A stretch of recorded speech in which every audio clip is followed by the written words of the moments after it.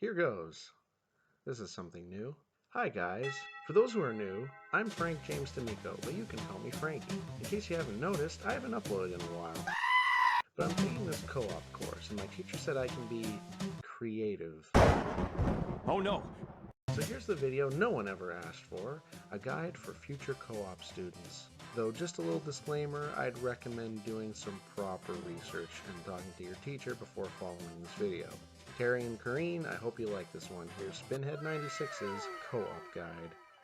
So for those who have never taken a co-op course or have no idea what co-op is, well, I'm not sure why you're watching this video, but here's the quick version.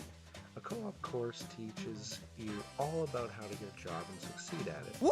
Usually you'll actually be given a placement and do hours to earn a credit or two. It's a great way to get your feet wet in the work world and take away a lot of the stress and anxiety that comes to just diving right in and having no real clue what you're doing. Let's start with some job search requirements.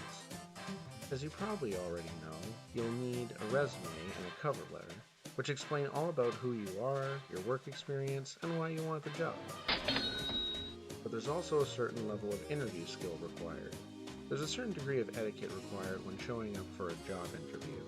Now, I've never been much for etiquette myself, but when you're being interviewed, you have to be professional. If your resume looks like this, and you're dressed like this, maybe you should just stay home and possibly rethink your life. You also don't want to overdo it either. Showing up for an interview at McDonald's with a $2,000 suit and telling your employer it's been your life's dream to work there isn't a good idea either. At best, he or she will think you're full of it. At worst, he'll think you have problems. Somewhere in between is the way to go usually, but it really depends on the job. You also want to watch your, wording.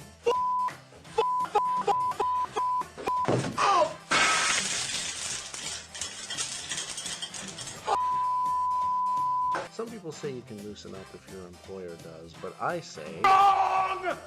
Just because your employer starts swearing his butt off doesn't mean you should too. It might be something he doesn't want to hear, or worse, something he didn't need to do. Because he might forget that he did it, but remember that you did. Is that okay? Not really, but that's not the point of the interview. The point is to get a job, within reason. Speaking of language, you also want to watch your body language. Guess what? No one wants to hire the Hunchback of Notre Dame. Don't sit through an interview looking like an indifferent Quasimodo. Or do what I did my first time and look like an overly nervous and anxious weirdo. I mean, that's what I was, but you don't want to look like that. Also, generally speaking, just don't look like an idiot. Do your research on the place. This is where you might be working after all. Review and to some extent memorize your resume. If your employer asks you about something you wrote down and you have no idea what he's talking about, he's going to think you're a liar, even if you aren't one.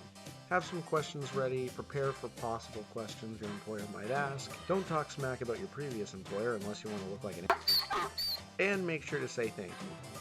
Of course, you'll learn more about all of this in your course, but having a basic idea of what you're in for always helps. Next, we'll talk about employability skills.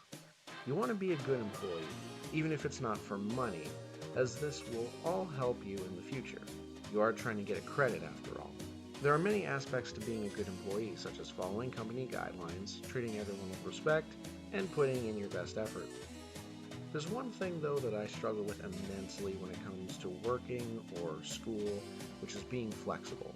I wanted to go over this specifically because it should really be stressed, especially in a time when a lot of teenagers are very spoiled and feel very entitled as a result. The great Bruce Lee once said that one must be like water. This is what it is, okay? I said empty your mind.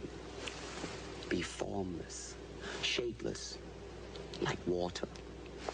Now you put water into a cup, it becomes the cup. You put water into a bottle, it becomes the bottle. You put it in a teapot, it becomes the teapot. Now water can flow or it can crash. Be water, my friend. In life, you have to be flexible, especially in a work scenario. Sometimes people won't be available for certain tasks, which means you might have to take a different shift or do another job that needs to be done.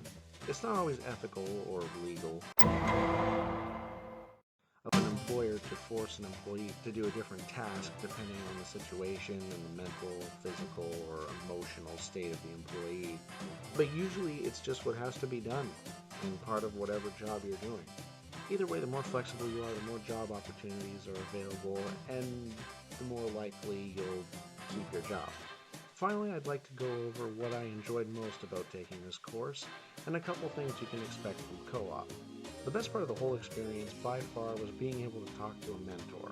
In my case, Darren Bristow, a producer at Pipeline Studios. This guy has a ton of experience in the industry and has had a hand in the production of a lot of classic shows.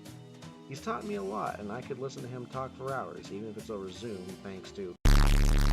The other thing I enjoyed most would have to be learning about my rights in both the workforce and in my country.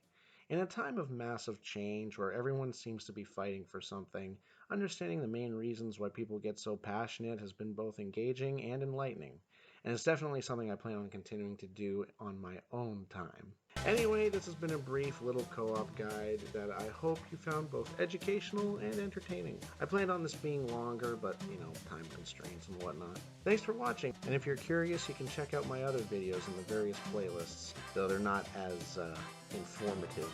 I have a few new ones coming up soon, so stay tuned. The Great Loose Brie. No,